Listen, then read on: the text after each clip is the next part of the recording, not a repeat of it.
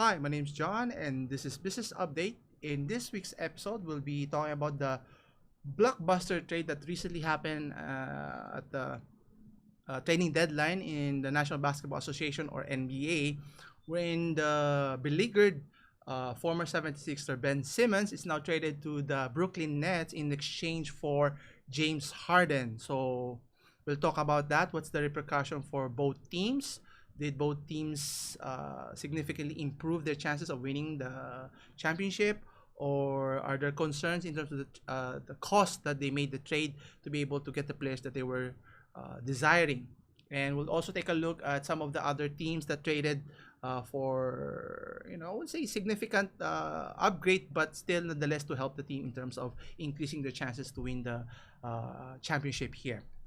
Anyway, here at ESPN.com, it mentions that the NBA trade line, which recently concluded, the Ben Simmons and James Harden exchange.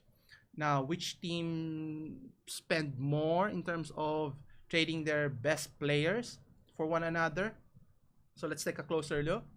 So obviously, Ben Simmons, we've talked about in the past regarding how terrible in terms of his attitude, of how he handles criticisms or difficulty in terms of not taking a shot, especially he's earning $30 million north of salary per year, and being criticized for not shooting and not being able to hit his free throws or make a jump shot or even dunk in a crucial game last year. And this year he's been sitting out, looking for a better means to find a better situation for him. And obviously the general manager or team president, I think Daryl Morey, is been eyeing James Harden. And lucky for the 76ers, James Harden was in a bad situation of sorts, which he didn't expect he was supposed to be in the first place, where he forced his way out of Houston Rockets to be part of a big three of sorts, wherein you have Kevin Durant as well as Kyrie Irving and then James Harden. That's why he chose to bolt in the first place. But as you may know later, or sometime before that, the issue with Kyrie Irving in terms of his vaccination status, that he doesn't want to be vaccinated, which I discussed in length in the past video regarding, obviously it's a personal decision. He has the right to do whatever he wants, but in terms of a team game where you're getting paid a large sum of money, and if the team cannot rely upon you, obviously in this current situation where Kevin Durant got injured, exacerbated the situation where James Harden had to carry the team, and the on and off situation with Kyrie Irving where he can only play away games versus home games. So you can just imagine their push for a championship run in the playoffs later on would be a source of an issue later, which that's why I think James Harden tried to push his agenda to be traded to another team. Luckily for the 76ers, or in this case Daryl Morey, he's been eyeing James Harden ever since he left Houston. I think he missed an opportunity right at the onset when he moved to 76ers, wherein there was an opportunity when James Harden wanted to bolt in Houston Rockets, and there was a package of swapping between Ben Simmons and James Harden, and I think it would have been a tremendous deal if they were able to do that. And but obviously looking at the age in terms of how young Ben Simmons is, but obviously looking at his negative aspects of not being able to shoot and needing to have the ball all the time, I think they should have made that deal early on so they can see how much of an impact James Harden can have on the team, plus with the resurging Joel Embiid in terms of he's making a case for being the MVP for this year. Now, on the other hand, obviously for Ben Simmons, finding a way out in 76ers at the cost of not getting paid, with the many issues of coming back to the team, practicing but not practicing, it's kind of confusing. So now the issue has been settled in terms of, at least in this case, the Nets, I think, is the biggest winner in this situation. Wherein, let's see who they got. So in this scenario, they got Ben Simmons, as well as who else did they got? I think they also got role players Seth Curry as well as Andre Drummond. So I think the bigger winner here is what do you call this? The Brooklyn Nets. While on the other hand, in order to get James Harden, they had to part with key role players as well as several draft picks to boot. And my concern here is if they don't win this year, or make significant improvement or even reach the finals, the bigger issue that they have to deal with is come next year, wherein James Harden can have a player option where he can opt out and get a maximum contract here. So let's see here. I think yes. So if you can see here in terms of the salary here, you can see James Harden is currently 32 for the 2021-22 season. And for next year, he should be earning 46, but he'll opt out of his contract, obviously, to get maximum 5 years contract worth in the north of 200 million or more.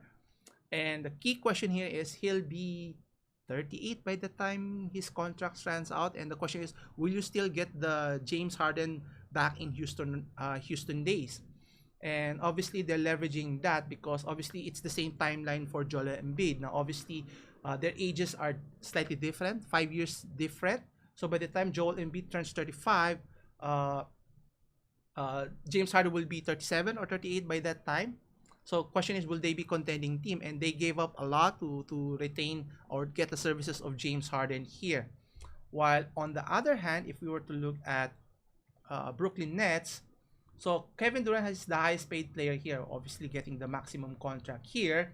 But in terms of Kyrie Irving, which is a big key question, so even though they got the best haul in terms of players and draft picks, my question here is, what's the future for Kyrie Irving? Obviously, Kyrie Irving stands to get the maximum contract again. But the question of its reliability or availability, so to speak, should the team re-sign him at that cost? And right now, he's only playing part-time.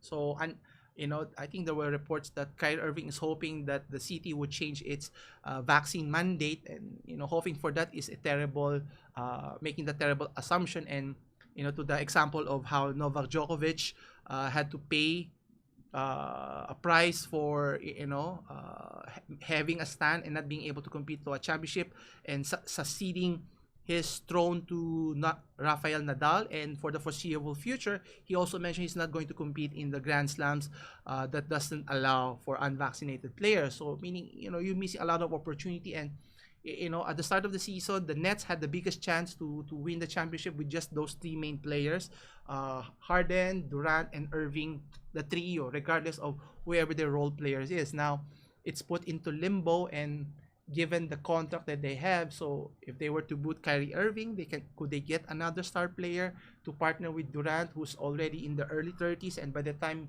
his contract runs out, he'll be already around 37, 37, 38. So the time is ticking for the Nets to make a big deal. So hoping that Ben Simmons will make a turnaround, which is the same limitations that he had before is still here. So he still hasn't improved on his jump shot.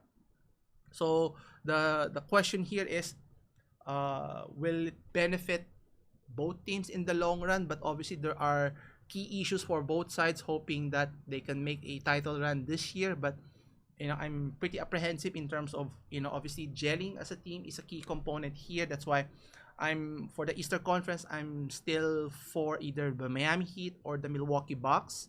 And then obviously you have the injury-riddled Chicago Bulls. So we'll see how they pan out in the playoffs here. Obviously, health is an important aspect here. Now, other signings that could be significant, again, with the Milwaukee Bucks, wherein they were able to acquire, what do they call this? What's his name? I forgot. Serge Ibaka. As a backup center, which obviously they're still waiting for the return of Brook Lopez, which is still in hiatus. And then on the positive side, if you're the Denver Nuggets fan, Jamal Murray is on course to return within the season. But the question is, for Michael Porter Jr., will he be able to return to help out the reigning MVP, which is Nikola Jokic here? So the question here is, Did the teams get the player that they want? Yes, but at what cost? And will it be a successful endeavor? We'll find out sooner later in the playoffs here. And I think until not Embiid, Simmons realized his weakness, which I don't think he have even considered. He made a mistake or a wrong step there. He still have all the negative aspects on his ability, even though he's still a young player and a very talented defender. But other than that, when he reaches a certain age later in his career, no one's going to get him as a as a great player. A former All Star, will he be a All Star again? Who knows? Anyway, so I'll keep you updated with the ongoings here as to will it be a successful endeavor for both teams and for the others who had signed other players here. So can't wait for the playoffs to come. But right now, I think they're already in their All-Star break. So looking forward to that as well. And I'll keep you updated. Anyway, I think that's it for now. Leave your comments down below if you have any questions regarding today's topic, and I'll get back to you as soon as I can. As always, I'll see you again next week. Same time. Not same time. Same week, every Wednesdays here at Business Focus. Take care.